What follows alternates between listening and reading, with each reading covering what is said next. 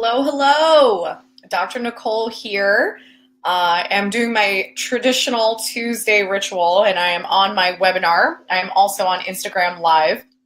So for those of you that are new, we are in the month of March. I cannot believe we are already in the third week of March, but this month has been all about talking about pain disorders. And today specifically, we're going to be talking and diving into a little bit more about rheumatoid arthritis. And rheumatoid arthritis is one of these conditions that is classified as an autoimmune condition. It is unfortunately very, very common nowadays. And it is often being talked about in the sense that we don't really know why it manifests, and there is no cure, and there is not necessarily much that we can do about it outside of taking something that is classified as an immunosuppressant. So with that being said, as I talk more about some very specific case studies tonight, that when it comes to rheumatoid arthritis, I'm also going to be talking about pain as a whole. And this is in reference to conditions like fibromyalgia, chronic low back pain, other types of inflammatory joint conditions. So this is not necessarily just for people that are dealing with rheumatoid arthritis. You definitely are going to walk away with some very significant clarity about rheumatoid, why it manifests, and some things that you can obviously do about it, and even better testing that you can acquire to understand your condition better. But we also will be diving into a variety of different reasons why pain exists in the first place, and also the reason why a lot of different physicians and medicine is running into roadblocks when it comes to how do we actually fix this? How do we actually get better, especially if we're opting out of necessarily going down the road of painkillers, muscle relaxers, and surgery? Because if we opt out of that, a lot of us feel very stuck and we feel very scared because we don't know what else is out there for us and we don't know what else to do. And I know that when it comes to pain, some people do opt for more physical type therapies. So I'm going to be talking a little bit more about physical type therapies, if that's physical therapy, massage, chiropractic, orthopedic surgery. But it's really helping you guys to walk away with understanding, is my pain actually physical? Is my pain from stress? Is my pain from toxicity? Is my pain from infections? And I think that that's probably one of the most fascinating pieces, is understanding how different types of infections that we could have even had in childhood that can linger in the body and cause us to have chronic pain or even develop these inflammatory conditions like rheumatoid arthritis. So for those of you either on the webinar or on the Instagram Live, definitely feel free to pop in questions. You can pop them into the comments or pop them into the chat box. I'm going to be doing a live Q&A. If there is something that pops up that I see in the question area that is really relevant to what I'm talking about, I'm definitely happy to kind of dive in and answer that question on the spot. So definitely feel free to engage, because it's really great, because I want to make sure that I'm touching on what you guys want to know. So that's what this is all about, is for you to be able to walk away with information and walk away with tools and strategies to start your healing journey. Okay, so for those of you that are actually on my webinar, I am going to utilize my PowerPoint presentation just because I will go off on tangents. So with that being said, I just want to kind of reiterate. So tonight we are going to be talking about rheumatoid arthritis. I'm going to go through some really, really interesting case studies about different rheumatoid cases that we've dealt with, that they technically came in with the same diagnosis, but their root cause was completely different. And I think this is really huge for you guys to understand, is that it's very unlikely that you could potentially have the same symptoms as someone else or the same diagnosis as someone else, but it's very unlikely that you actually have the same root cause. So in addition to that, we're going to understand a little bit more about the limitations of the testing that exists when we're trying to figure out where our pain is coming from. And then we're also going to talk more about what are the different strategies once we get that clarity on where the pain is stemming from, of what can we actually do about it to start getting better. So before I dive into the topic, just to understand a little bit about myself, understand a little bit about my practice, and just kind of understand the premise of the foundation of what I'm talking about tonight, because a lot of you that are listening might be brand new to this world of functional and integrative medicine. And don't get me wrong, functional medicine and integrative medicine are different things. But I know that a lot more people are in tune with that term functional medicine. So just to clarify the difference, I used to do more functional medicine. And what I mean by that is I used to focus more on using a lot of different types of lab testing, taking that information and putting together a customized supplement and dietary protocol. And what I realized, especially when we're dealing with chronic pain and inflammation, is sometimes diet and supplements don't cut it. And also, most of the people that I work with have already been down that road. So for me to just give them a different version of supplements and a different diet, that's not really going to work. So my practice has evolved into becoming something called integrative medicine. And what this means is we dig deeper, we ask more questions, we understand every single aspect of the timeline that led you to where you are at now and led you to the symptoms that you have or led you to the diagnosis that you have.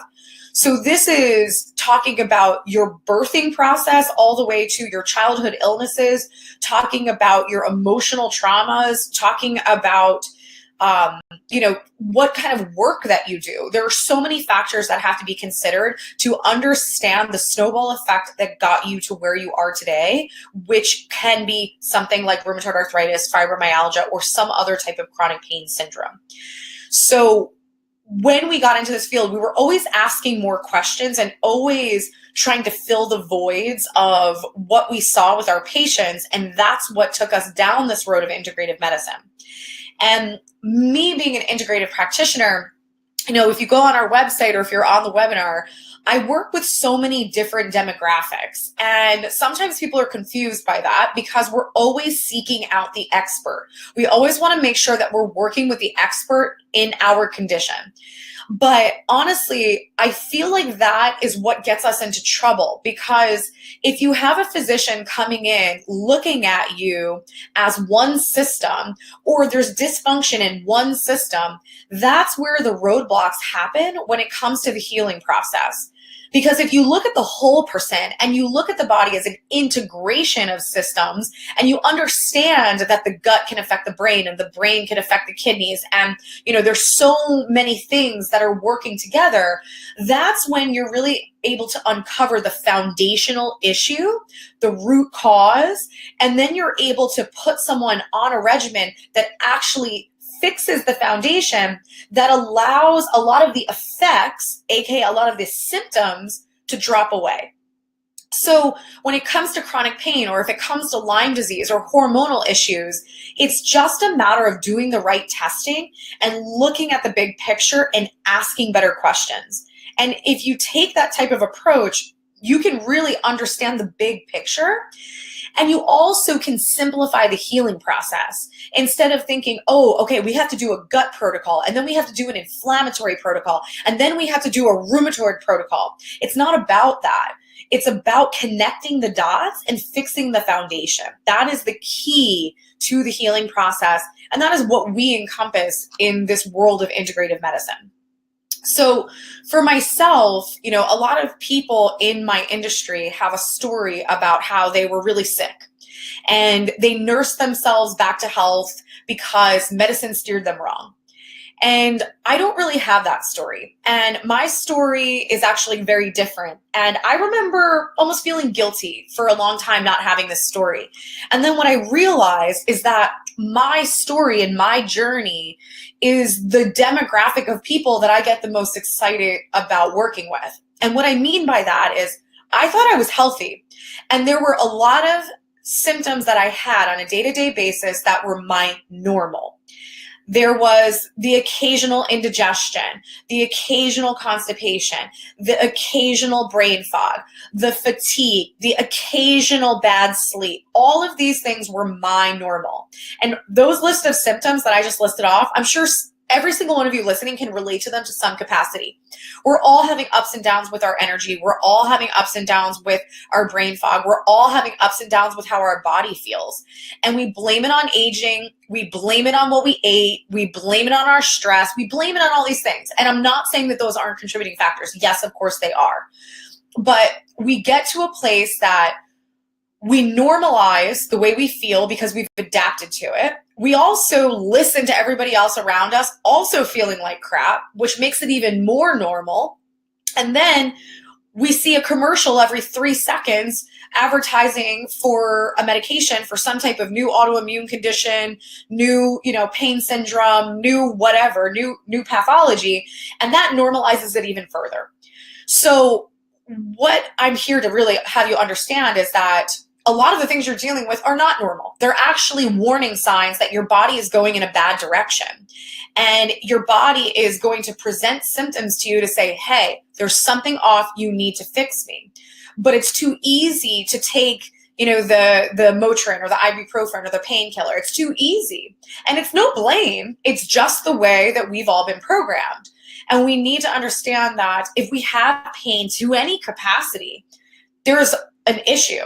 And sometimes that issue is actual damage, trauma, tears, strains, sprains. And sometimes it's something beyond that. And that's what we're really going to talk about tonight is what are the things that you don't know? What are the things that nobody's talking about?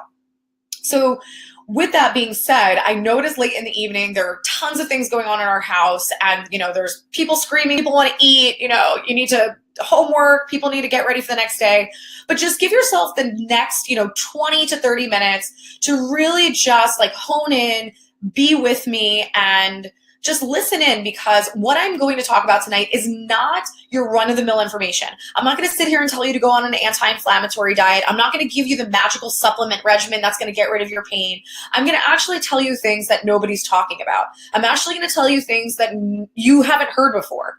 So my goal is to allow you to walk away being like, holy crap, I actually have a better understanding of what's going on with me. And I now actually know my first steps to be on the path of figuring this out and getting better. Because unfortunately, this is not the type of information that is available to us at all times. So first and foremost, it is not your fault that you have not been able to figure it out yet. It is not your fault that you have not been able to get better on your own. It is not your fault that maybe you tried functional medicine and it didn't work out for you. It is not your fault that you became addicted to painkillers. None of it is your fault. And we are living in a world that has programmed us to think a certain way about our health. It allows us to normalize things that are not normal. It allows us to put a Band-Aid on things so we can power through and keep working and keep doing the things that we need to do to survive. And there's also, if we do want to step outside of that box and we do want to dig deeper, we get paralyzed because there's so much information and we're like, I don't know what to do. I just read about paleo. I read about an autoimmune paleo. I read about keto. I read about, these 3 supplements for inflammation. I read about these supplements for RA. Like, what do I do? And most of us just kind of we throw our hands up and we say, this is too much. So I get it. I totally get it. But I want you to know that what your body needs is very different from someone else who has rheumatoid arthritis or someone else who has fibromyalgia. It's really about figuring out your body's needs. So it's not just about knowing your diagnosis, it's also knowing the strategy that you need to actually get better. So this is probably the most important slide throughout this presentation, because this helps you to understand the foundation of why you potentially are frustrated and not getting out of pain. So number one is, I've already kind of said this, is that I personally feel that the biggest detriment to medicine right now is the fact that we are always seeking out the expert or the specialist. And the entire system is based on specialties. So if you have a heart problem, you're going to go to a cardiologist. If you have a gut problem, you're going to go to a gastroenterologist. If you have depression or anxiety, you're going to go to a psychiatrist or maybe even a psychologist. And nobody is talking to each other. Nobody is co-managing your case. So this brings me to the second point of the complete misunderstanding of basic physiology. So very, very simple. 90 to 95% of your serotonin, which is your feel-good hormone, is made in your gut. So if you have depression, but you also have irritable bowel syndrome, and you don't have your psychiatrist and your gastroenterologist co-managing, you're not going to get better. Or you might be treating a depression that is actually caused by your gut issues that maybe you haven't figured out how to fix yet.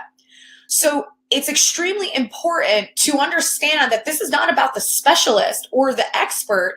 This is about someone who understands the body as an integration of systems and also understands basic physiology and understands how things communicate and how things are connected.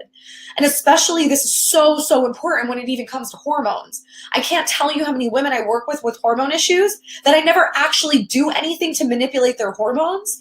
And all I do is I fix the foundation. And sometimes that's a detox and sometimes that's a gut issue. Sometimes it's a neurological issue. We get that fixed and most of their problems go away. Their thyroid balances out, their PMS goes away, their cysts go away on their ovaries. You would be mind blown to know how many of those types of hormonal issues self-correct when you fix the foundation. So a lot of people ask me on a day-to-day basis, why doesn't everybody do what you do? Why doesn't everybody think the way that Integrative Wellness Group thinks? And my answer is that medicine is based on a lot of chemistry-based tests. So the most traditional test that all of us do on a yearly basis is going to be blood work. So blood work is a biochemistry test. It's chemistry and biology. It's using chemistry to look at your biology. So if your chemistry of your blood is off or altered or high or low, then we're going to use methods to manipulate the chemistry. And the way that we do that is by using drugs, pharmacology, medicine. So our whole system is based on using testing that is going to then result in the solution being pharmacology and medicine. So when you go beyond using just blood work and you dig deeper and you use more elaborate testing and you look at the DNA and you look at the emotional side and you look at the meridians, your treatment protocol is very different. But unfortunately, there's not a ton of money to be made in all the rest of that. So it's very important for you to understand that, we don't do things the way that we do just to be weird. We do things because it's effective. It gives us better answers in a faster amount of time. And it also allows us to have more tools in the toolbox when it comes to the healing process. And it also gets us away from this idea that everything is a one-size-fits-all treatment. So one of the things that we do with our testing is we actually customize what is the best therapies for your body, what is the best supplements, herbs, tinctures, remedies for your body. Nothing is cookie cutter. So even if you come to me with rheumatoid arthritis, I'm not going to give you my cookie cutter rheumatoid arthritis regimen or protocol. I'm actually going to still customize it to your body and what your body's needs are, because your body is going to be completely different than someone else who has rheumatoid arthritis. So with that being said, we're going to start diving into the causes of pain because there are many, many reasons. But as we get into this, I actually want to tell you guys about a specific person that we worked with that had rheumatoid arthritis. So we had a woman who came to us. She was diagnosed with rheumatoid arthritis after having her third child. She was definitely dealing with some pain and inflammation, but it really catapulted after her third child. And she was to the point that it was taking her almost an hour to get moving in the morning because she was in so much pain. She really couldn't function. She was a new mom. She was developing postpartum because she just couldn't even pick up her child without crying because she was in so much pain. So when she came in, we were digging into her history and trying to understand, what was the big catalyst, or what was the straw that broke the camel's back for this person? Was it the pregnancy? Was it the stress of, the hormonal change, or was it something more? So one of the things that came up is she did reveal that her mother passed away right actually 3 months before the rheumatoid arthritis diagnosis. And as she was even bringing this up, she did start to cry. So she clearly was still going through the grief process. And it was something that she hadn't really worked through. She hadn't even had time to. She was obviously trying to, manage her life and manage a newborn. So I told her that based off of our testing, I did feel that, this grief was definitely a big player in what was the catalyst that caused all of this inflammation to come to the surface. So I don't want to confuse you guys, because the thing you have to understand here is that a lot of us have this story. A lot of us have the story that, we didn't maybe feel the best, but it came and went, and we got through our lives, we functioned. And then there was just this one moment that we're like, what is going on? My body is literally shutting down on me, and I'm scared. And it's like, we kind of feel like everything hit us like a ton of bricks. And what I always explain is that there were things brewing in the background, but there was the one thing that was the straw that broke the camel's back. And sometimes that's a virus, and sometimes that's a trauma, and sometimes that's the birth of a child. It could be different person to person. But I explained to her that I did not want to ignore the fact that she was grieving and feeling that that was a big part of what was the onset for the rheumatoid arthritis. And she just was like, listen, I can't function. I need to take care of my child. I need you to help me detox and, get this inflammation down. I can't imagine that the culprit behind this has to do with my mom passing away. So I said, okay, so we're going to do the regimen. And then in 4 weeks, we're going to revisit this conversation, and we're going to check in and see how you're doing. And I said, if you have not improved by at least 50%, we are going to revisit the conversation about this emotional piece. She goes, okay. She's kind of blowing me off. So 4 weeks later, she comes to me. She goes, I don't really feel much better. And I go, okay. I was like, are you willing to do something called the DiMartini method, which is the method that Dr. Nick does in our office that helps people to work through grief? It's actually done over the course of a few hours. It is not talk therapy. It is not tapping. It's very, very different. It's something that you can definitely read more about on our website. So she did it. She did it over the course of a few hours. She completely walked away like a new person, so much lighter, so balanced and appreciative and loving towards her mom, but not in a place of feeling massive sadness, but just feeling very grateful that she had such a wonderful mom in her life in the time that she was with her. So within a week of her doing the DiMartini method, she lost 15 pounds of inflammation. So this is not something that happens all the time, but this is really, really significant. And I'm saying this to you guys, not telling you that this is your root cause, but having you understand that you can't just ignore some of these pieces of the puzzle. You have to make sure that your physician is looking at all aspects so you're not wasting time and money, essentially. You could do all the detoxes in the world, but if your root cause is something emotional that you haven't worked through, then you're not going to get better. So it's very, very important that all factors are considered, and it's really just a matter of understanding what your root cause is. So obviously, with that story, the emotional piece can definitely play a role. But for other people, there are so many other factors to consider. One of them being, is your pain from physical trauma? Did you have a head injury? Did you have, knee injuries because you were a basketball player? Did you have tons of tears and strain sprains because you were an athlete? Or do you have tons of chemical and toxic stress? Did you grow up on a farm? Did you work in a factory? Did you have a ton of dental work that caused you to be exposed to mercury? Do you eat tons of fish? Have you lived in a moldy apartment? Those are all contributing factors to joint pain. And then we have infections. This is something that I'm going to tell you guys a story about, because this is something that is so not on people's radar. And I think the only thing that is on some people's radar is Lyme disease. And Lyme disease, when you hear about it, it is usually associated with some type of joint pain. And it's very well known to affect the knees and the hips. But there is another type of infection that is actually more common to affect the joints. And this is strep. Yes, the strep that you get in your throat. Strep is the most common thing that I find in people's joints.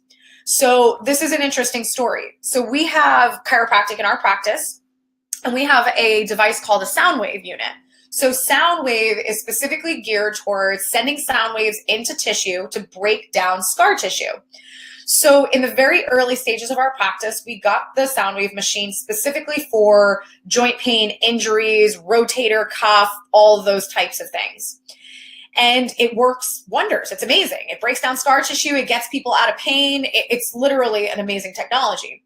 But what happened is we had a guy that came in for chiropractic. He did not come in for functional medicine. He did not want further testing. He just says, I have a knee problem. I heard about your sound wave. I want to get sound wave done, and I want to resolve my knee pain. So he was working with one of the chiropractors. He did the sound wave on his knee. And at this point, we've only seen success with sound wave. We've seen people say, oh my gosh, 50% of my pain is gone after 1 or 2 treatments. So we expected the same result.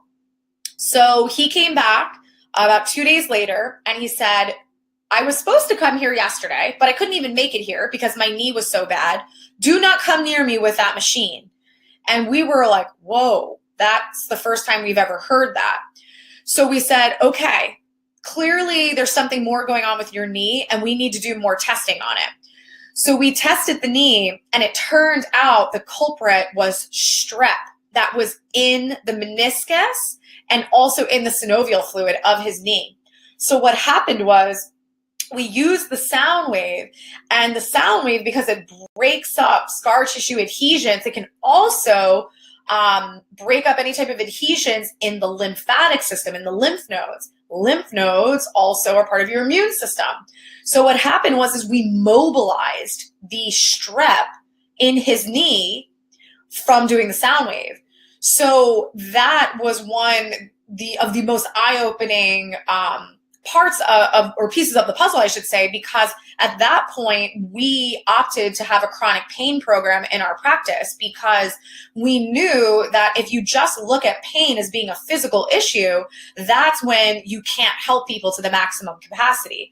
Because if you've had chronic pain, that you've had PT, you've had chiropractic, you've had orthopedic surgeries, you've done all of those things, then you need to start looking elsewhere, because I doubt your pain is actually due to just physical trauma, injury, or repetitive stress. So it's very, very important to do the right testing so that you're not on this merry-go-round of never getting better and never getting answers. So the other thing too is neurological pain patterns. So neurological pain patterns are always very interesting because when I have people that come to me and they say, oh, my pain's different all the time. I'll wake up, my elbow will hurt. The next day, my knee will hurt, and a week later I'll have, my neck is hurting. Those types of migrating pains are not necessarily because you have issues in every single joint of your entire body. That can actually be stemming from your neurological system. And that can be your brain is stressed from a head injury. It could be stressed from not getting proper blood flow. It could be stressed because you have blood sugar issues. We're going to dive more into that, but the brain can be affected by a lot of different things. So this alone should be extremely eye-opening to you guys to understand that pain is not necessarily always physical. It can have many origins. So some of the biggest myths about pain is that it can only really be taken care of through surgery and painkillers, that emotional trauma and stress has nothing to do with your pain or your onset of rheumatoid arthritis, that you have been thoroughly tested for all of the possibilities, toxicity being one. Infections have nothing to do with joint problems, and that your diagnosis actually tells you anything about your root cause. And what I mean by that is most diagnosis is just a description of your symptoms.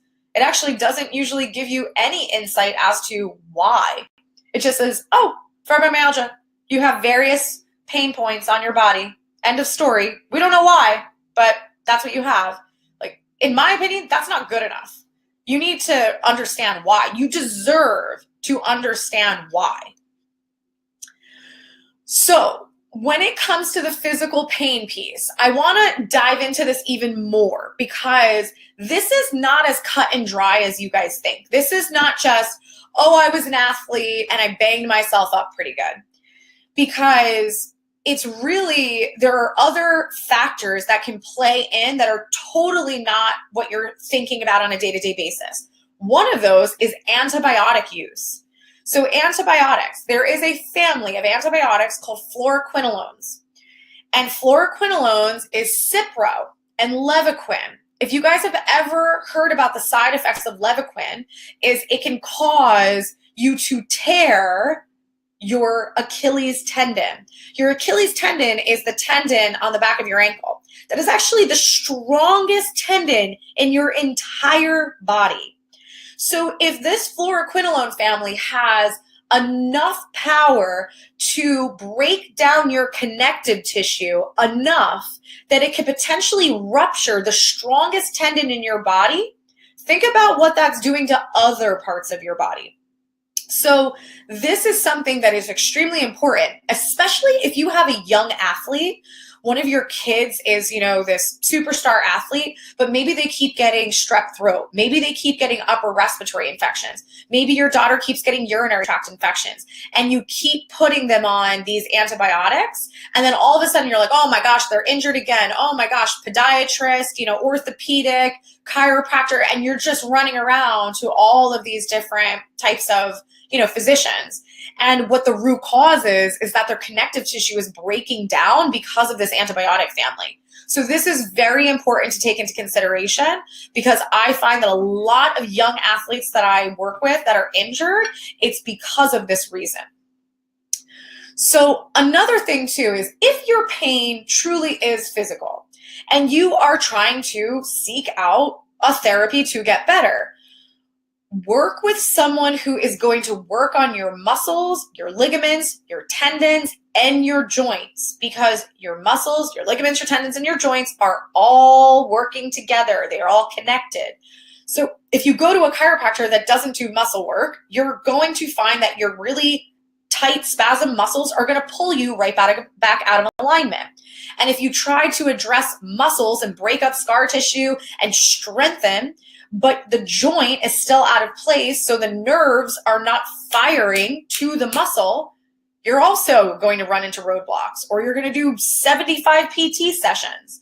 So it's really a matter of working with someone who understands both of those pieces. And that might be a chiropractor who does muscle work. That might be a osteopath.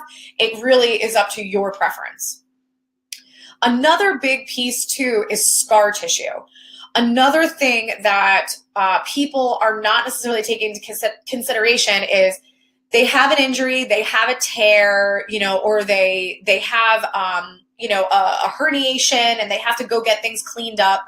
Anytime you have a surgical intervention, you are going to develop scar tissue. If you have repetitive stress because you were a pitcher, you are going to have scar tissue. So you need to make sure that scar tissue is being addressed if you're trying to heal your physical pain.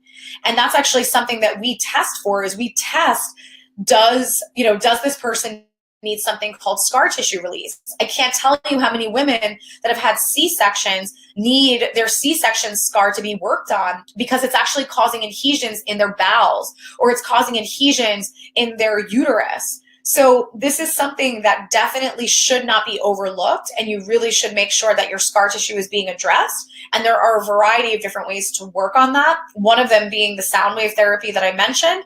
And then there are other types of manual therapies that you can do for scar tissue.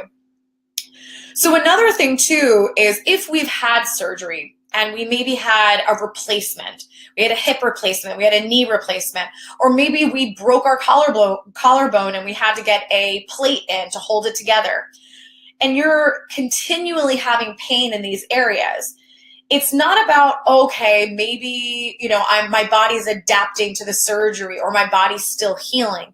You also have to make sure that you're not having an immune response to the materials that were put into your body. because that is also not uncommon, that maybe they put titanium in you, or maybe they put some other type of metal and your immune system is having a negative reaction. So there are many ways that you can actually test these types of metals to make sure that your body is going to have a positive response and not necessarily activate some type of immune response. So the connective tissue disorders, I mentioned that obviously these antibiotics like the Cipro and Levaquin can definitely play a role. But in addition, if somebody has something like lupus that they are unaware of, that can also be a culprit as to why they're constantly tearing, straining, spraining, etc.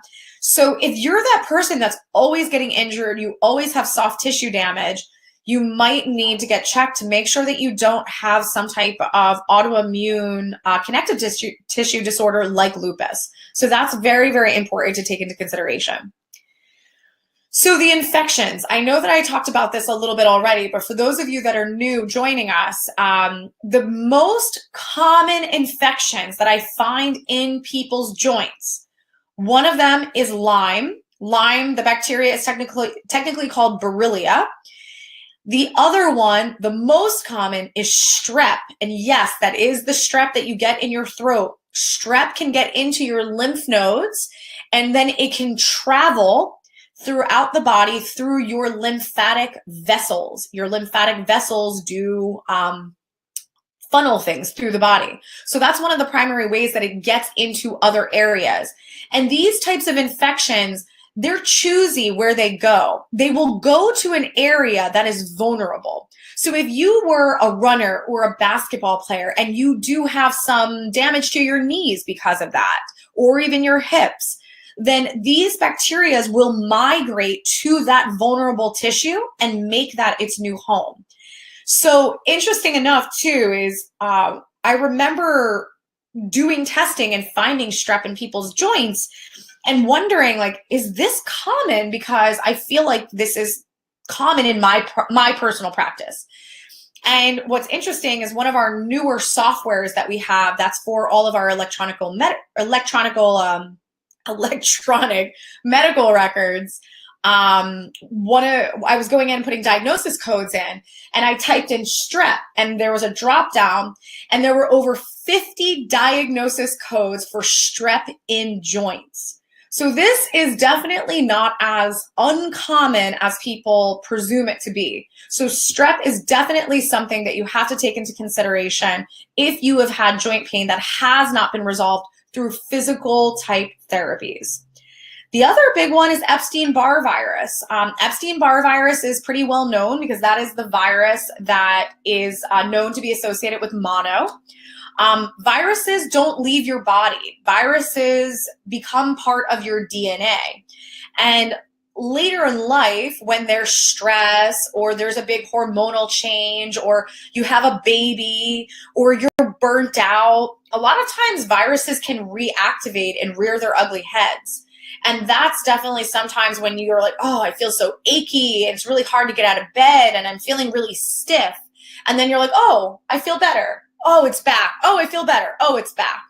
That is very typical of viruses, that you're on this roller coaster ride because they'll be active, they'll be dormant. They'll be active, they'll be dormant.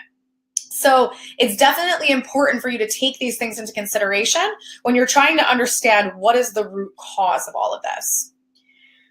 So another big one is toxicity. So for those of you listening that are not necessarily new to this world of integrative and functional medicine, you may have already done some research on toxicity. But a lot of us, I know for me, it took me time to really understand it to the capacity that I do now. But we are living in a massively, massively toxic world. There is toxins in everything we eat, everything we put on our body, our nail polish, our hair dye, our makeup. It's on our plates, it's on our pots, it's on our pans. Like, it's crazy. But I will say to you is that, and I'm saying this to you because this is one of the things that my patients say, that they're like, thank you so much for easing my mind. And what I explain to my patients is that If you take the very, very simple concept of a vacuum, if you have a vacuum that has a filter and you keep using your vacuum, your filter is going to get more and more full. And it just makes sense that eventually when the filter is full, you dump the filter and then you keep using your vacuum. But we don't apply that principle to our bodies. And our bodies are designed to filter out bad stuff. And that's everything from infections to toxins to mold, all that stuff. But we call it aging. But really what's happening over time is that our filters are getting more and more full. They're getting clogged. Three of the major filtration systems of the body is the liver, the kidneys, and the lymphatic system. Technically your tonsils as well. And your liver is also attached to your gallbladder, by the way.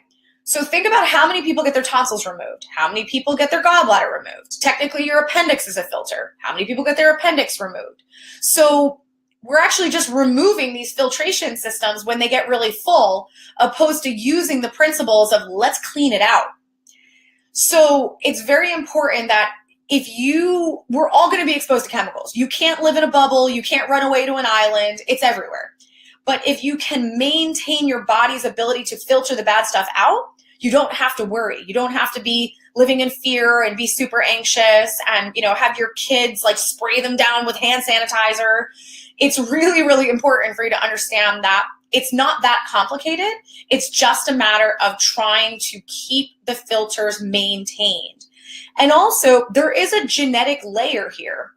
Because what I mean by that is, think about the people that drink like 40 cups of coffee in a day and they have zero issues. They're like, oh my gosh, it doesn't even faze me. I can go right to bed. And then there's another person that drinks 1 cup of coffee and they're wired for like 30 hours.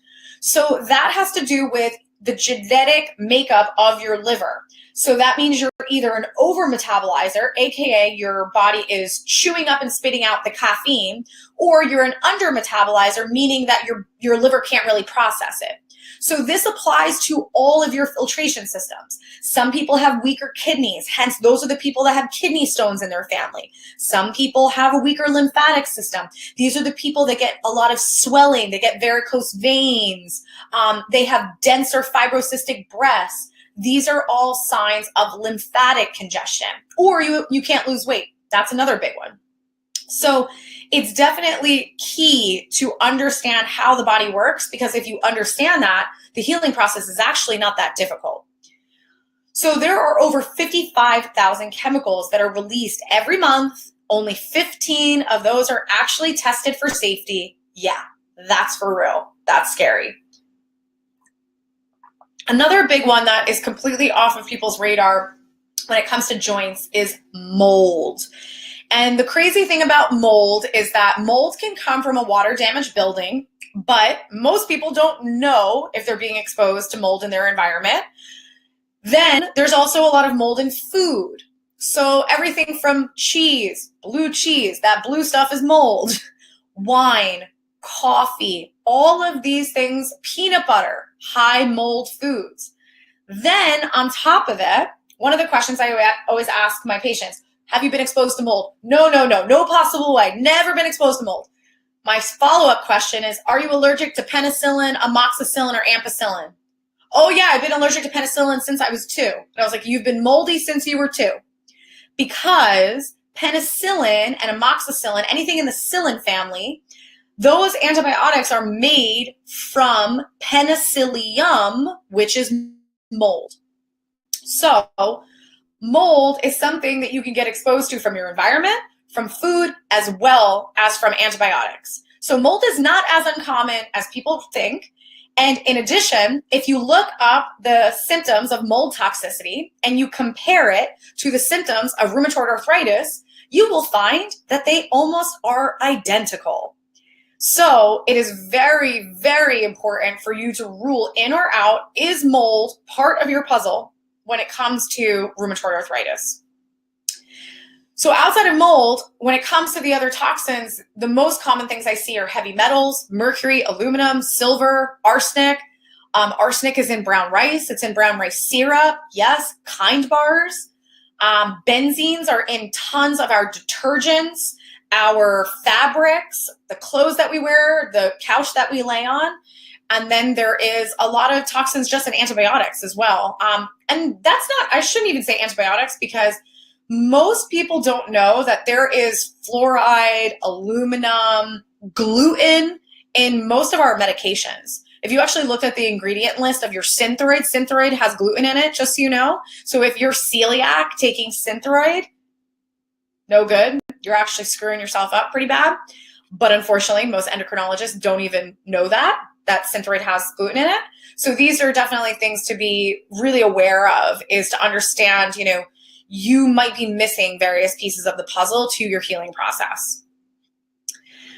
Okay, so the emotional piece. So I told you guys a story a little bit about this woman who was dealing with grief. So it's very interesting because this is actually the research of Dr. Demartini. And Demartini is one of my personal mentors, as well as my husband, Dr. Nick. And some of the interesting things that we learned from him is that very specific joint issues can be tied to very specific emotions. So as an example, your hands can be associated to what are you holding on to? Is there a toxic relationship you're holding on to? Is it the job you hate that you're holding on to? Is it grief that you're holding on to? Then when it comes to ankle and knee pain, sometimes this is connected to, being scared of taking that first step, being scared of moving forward. And these have a lot of synergies to, being scared of leaving the job, leaving the spouse, making that big move, becoming the entrepreneur, or whatever the case may be. And then when it comes to even the shoulder pain, this can be tied to what are you tired of holding the weight of? Are you holding the weight of, all of the family problems that everybody is dealing with? Are you holding the weight of taking care of everyone in your family? Are you holding the weight of everybody else's problems because everybody comes to you to vent or get advice? There is a lot of issues that can happen in our body that are due to these emotional things that we are not willing to acknowledge and address. So the last thing here is the neurological piece. So I mentioned when you have this migrating pain, a lot of this can be tied to a brain dysfunction. And it's not just about migrating pain. It could be phantom pain of like, I don't understand why my arm hurts. I didn't do anything to it. I didn't bump it. Or you have very sensitive skin. It's almost like your spouse rolls over and, kind of barely touches you and you're like, ow. Or you find that you're very clumsy. You're bumping into things. You're finding bruises on yourself because you're always, bumping into things falling over. Another one can be constipation. I'm going to connect these dots so you understand it better. Another thing is neuropathy, especially if you have burning, numbness, tingling in your hands and feet that is not tied to diabetes or blood sugar issues. And another factor is weakness. You're having trouble getting upstairs. You're having trouble opening jars. You're having trouble getting up out of a seated position. All of these things can be tied to your pain stemming from the brain. And that's why it can drive you crazy, because there's no rhyme or reason. Oh, my elbow hurts today. Oh, my neck hurts. Oh, now it's my knee. And you're just like, what is wrong with me? So the neurological piece can come from brain injury, which could be concussion, or can be a car accident, or could have been even just a minor bump on the head. It can also come from blood flow issues. If you are curious about that, and if you've ever heard of something called vascular dementia, you should definitely listen to our podcast that's on our website about it, because I dive really deep into people that suffer from brain fog, memory loss, which could potentially turn into dementia, or they even have thank you. They even have migraines or headaches. This can actually be associated with vascular issues to the brain, which can then lead to neurological pain. And then the other piece is blood sugar instability. I'm not necessarily talking about you being a diabetic, but I'm talking about your insulin not working very well because your pancreas is stressed, or the fact that you're low blood sugar, hypoglycemic. Those are the people that never eat breakfast. They're nauseous in the morning. Then they drink coffee. Then they suppress their appetite. Then they crave carbs. Then they want midday coffee. And then they want sugar after dinner. How many of you guys can relate to that? So this is really, really significant for you guys to understand that sometimes your pain can stem from the top down, not always the bottom up. Pain in my lower back, does it have meaning? So pain in the lower back can definitely have a lot of meaning, but your nerves in your lower back do go to a lot. So it kind of depends on which part of your lower back, because those nerves go to your gut. And then some of those nerves also go to the reproductive organs. So with the reproductive organs, if there is like any type of like shame or resentment around sexuality, or if there was any type of sexual trauma, that can be correlated to low back pain. And then with the gut actually is tied to something called your solar plexus, which has a lot to do with self-identity. Self-identity is not necessarily associated with like, oh, you don't know who you are, but it could be that people are telling you how you should act. People are telling you, what you should do with your life, and you get conflicted on your purpose. So there's many interpretations. So when somebody comes in and this comes to the surface, we obviously dive in and ask a lot of better questions to really understand this deeper. So there definitely can be some significant ties to low back pain when it comes to the emotional piece. Okay, so this is another rheumatoid story. So this is a little bit different than the story that I told early on that was tied more to this emotional layer. This was a person that she was diagnosed with rheumatoid arthritis actually after about 20 years of joint pain. So the joint pain was there, it definitely got worse, it ebbed, it flowed, and then they were like, well, your rheumatoid marker is not that high, but it has to be rheumatoid arthritis because that's the way your symptoms present. So other things that were going on were brain fog, gut issues, anger, irritability, celiac disease, and a variety of other types of food allergies. So as we dove in, this person specifically had their tonsils removed at 4 years old due to chronic sore throats. Before getting the tonsils removed, had a ton of antibiotic use because of the sore throats and also upper respiratory infections. So throughout this, the child was still really, really active, playing a ton of sports, which then resulted in some injuries. No big deal. That's what happens. Also grew up close to farms, which is significant because of a lot of the spraying of pesticides. And then also had childhood eczema, which then came back later as an adult.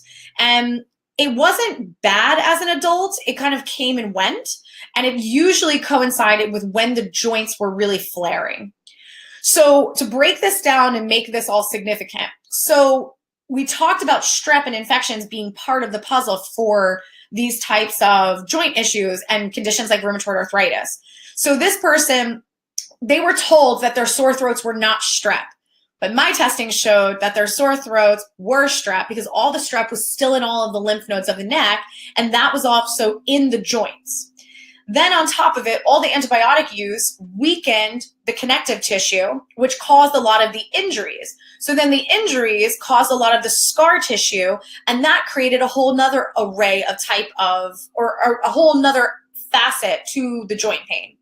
Then there was a toxicity piece because of pesticides that were in the water, in the air, in the soil. And then the eczema. So the eczema was interesting because the eczema was tied to some of the antibiotic use and the gut being really off as a child. But as an adult, when the eczema came back, it wasn't eczema. It was actually psoriasis. And the person, based off of my testing, didn't really have rheumatoid arthritis, actually had the early stages of psoriatic arthropathy, which is psoriatic arthritis. So this is really important because a lot of times when the testing is not super black and white, maybe your rheumatoid factor is borderline and they don't really know what's going on.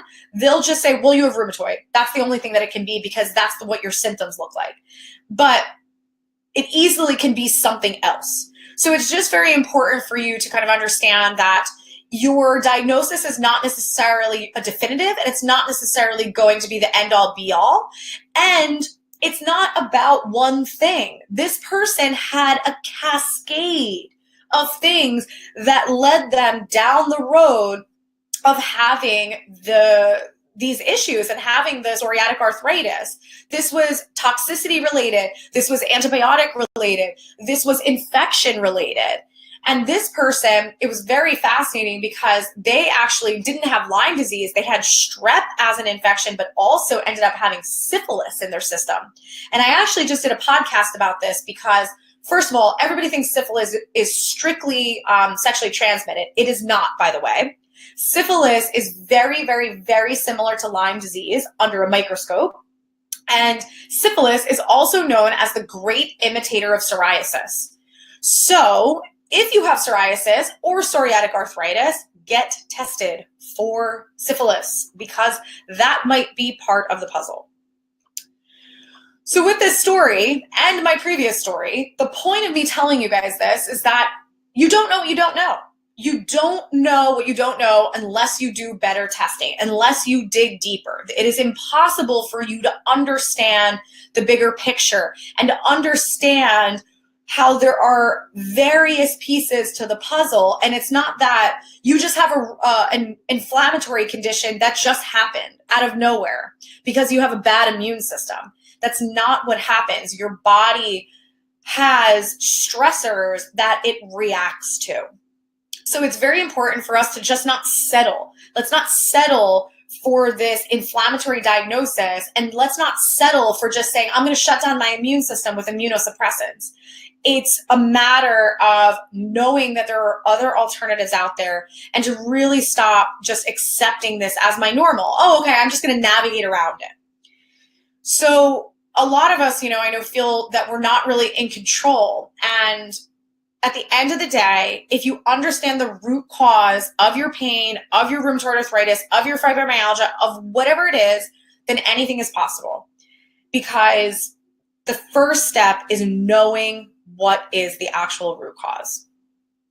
And as you can see with some of the stories I've told you, is that very rarely is the root cause matching a textbook. Very rarely does your blood work match the textbook. Very rarely do your symptoms match the textbook. So if you don't look like the textbook, we can't use the textbook protocol. We need to think outside of the textbook because your body is going to have a completely different set of needs, and it's going to need a completely different protocol than someone else who potentially has the same diagnosis. So with that, when it comes to how do we figure all of this out, that's always people's questions. Like, okay, what is all this crazy testing that you guys do? So I want to, first of all, before I go into that, clarify the difference between functional and integrative medicine. Because I know that there is confusion and people don't understand the difference. And some people are brand new to the idea of either one. So functional medicine is an amazing modality, and it is something that's where I started as a physician. As I started doing functional medicine, I did a lot of testing, stool samples, saliva samples, nasal swabs, inflammatory tests, blood work. I did all of it. And then I had to kind of hope that I would have enough information to be able to then set you up with a protocol, but the protocol was diet and supplement related. And as I saw voids with that approach, I moved into this integrative medicine sector, which is going to use more elaborate testing to dig deeper and also to then be able to set up a way to heal that is beyond just diet and supplements. And it's looking at, does your body need physical work? Does your body need neurological work? Do we need to help to improve your blood flow to your brain because that's causing your pain? Do we need to balance your blood sugar because that's causing your inflammation? We need to look at all of those factors and make sure that we're not wasting time and money, essentially. What if my stressors were addressed and tested, but the rheumatoid factor is still high? Then they just haven't figured out what is the foundational problem. When and I don't know how long you've been on HighView, but if you listened to the piece about the filtration systems and your detox pathways, that might be playing a role, because you might not be able to get the things out of your body that are actually causing inflammation. And this is going to cut me off, guys, that are on Instagram Live. I only have 45 seconds left on here because it cuts me off. But if you do want the full webinar, send me a direct message with your email and I will get you the full webinar. And then you guys can also set up a strategy call with our team if you have more questions. So, but thank you for being with us and thanks for asking really good questions. Okay, guys, on my webinar. So with that being said, when it comes to the testing, so I used to do all of those tests that I mentioned, stool samples, saliva tests, etc. And none of those are covered by insurance, by the way. And I didn't feel good about having someone come in and then giving them a variety of different kits that cost thousands of dollars that potentially could or could not give me information. So we shifted how we do things, and I'm going to talk more about some of the technologies that we use. And when it comes to our practice, we really have aimed to keep our testing costs as low as possible so that you can actually spend money on getting better. But because of the way that we look at the body and because we want to ask better questions, spend time with you, dig deeper, we cannot necessarily work with insurance companies because we choose to serve you. We don't necessarily choose to serve the insurance company, because if we served them, we would only be able to spend approximately 15 minutes with you. So overall, I know that that's not always, everyone's favorite thing to hear, but I promise you, this will be the most well-spent money that you have ever invested in yourself. You will be able to get clarity. You will walk away being like, I know exactly what's going on with my body, but you will also be able to walk away with a plan that is going to give you results in less than 3 months, which is unheard of. So definitely it is something to look further into. But we do accept FSAs, HSAs, and then also most people get great reimbursement for their out-of-network coverage. And, I think one of the things we also forget when we're talking about this insurance conversation is, we forget that healthcare is about answers and solutions. And we settle for like, okay, I didn't have to pay a lot. I went to, and, I had either it was free or I paid my copay. And we almost like allow for us to walk away without any answers. And then we walk away with the only solution being a medication or a surgery. And I think that we need to start asking more. We need to demand more out of our healthcare, because this is, especially in this pain world, this is what's getting our children into trouble. This is the epidemic of heroin right now. These painkillers are making our kids addicted, and then they're seeking out the same high on the street. This is a very, very scary thing. And from my hometown, I have heard of 30 people that have died from heroin overdose. And these are people that I knew from school that were jocks and varsity football players. Like, these are people that I remember going wakeboarding with them, and like, they were amazing people that had an injury, were put on painkillers, and it spiraled. So it's very dear to my heart for people to know that there are other options out there. And these are some of the options. So when it comes to our style of testing, is we do very elaborate blood work. We run rheumatoid markers. We do the Vectra scan. We look at, psoriatic markers. We look at inflammatory markers. We look at all that great stuff. But we also use some very customized technologies to evaluate for toxicity, to evaluate for environmental allergies, food allergies. We test for heavy metals. We test for mineral deficiencies. We test for vitamin deficiencies. And then the best part is the autonomic response testing, which I'm going to show you here. So autonomic response testing is a style of testing that we use that allows us to be extremely, extremely specific on the therapies, supplements, diets that we recommend to our patients. So nothing is cookie cutter. Nothing is like, Oh, here's the rheumatoid protocol. This is all about what supplements does your body need? What herbs does your body need? Does your body need neurological work? Does your body need scar tissue work? Does your body need chiropractic? Does your body need emotional work? What does your body need? Does your body need a detox? It's amazing when you're able to know exactly what the person's body needs to actually heal. And with that, it really depends on what your goals are. Because if your goal is to get off your painkillers or get off your immunosuppressant or be able to pick up your grandkids because you haven't been able to do that, depending on your goals and what you can achieve, it's priceless. And I'm a strong believer in this because I see amazing things happen on a day-to-day basis, and people have been suffering for way too long. And it's because you just don't know what's available and you don't know what's out there. And that's why I do this every week, because for those of you that have been looking and searching, you're here now. And also share it with the people that are still searching, because it's so important for people to know what's available to them. So when it comes to our onboarding process, all of those things that I just described, so the autonomic response testing, the heavy metal test, the food allergies, the blood work, the bioresonance scan, the meridian test, the emotional scan, all of those things are covered under our onboarding price.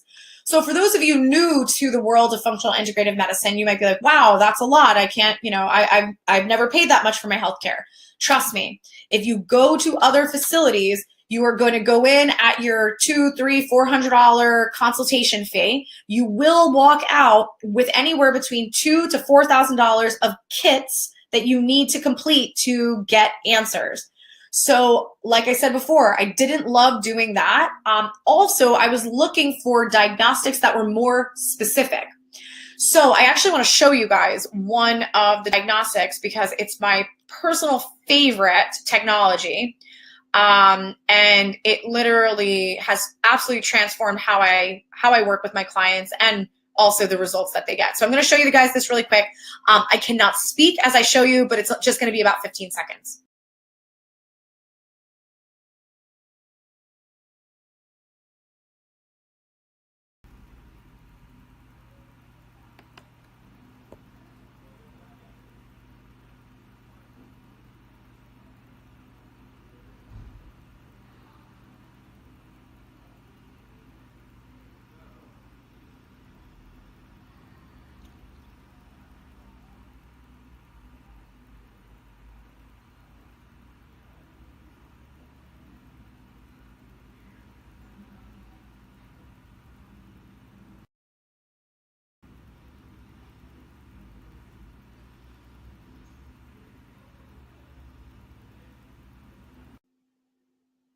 Let me try that one more time.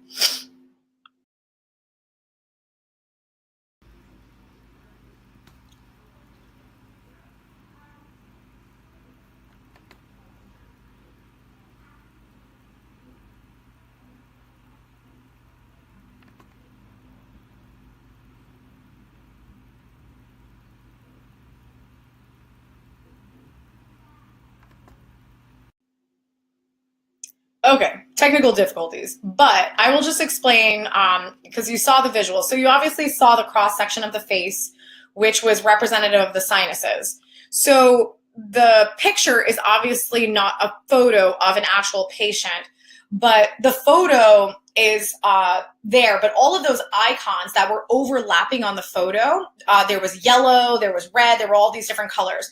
Those icons populate as it scans you down to your DNA level.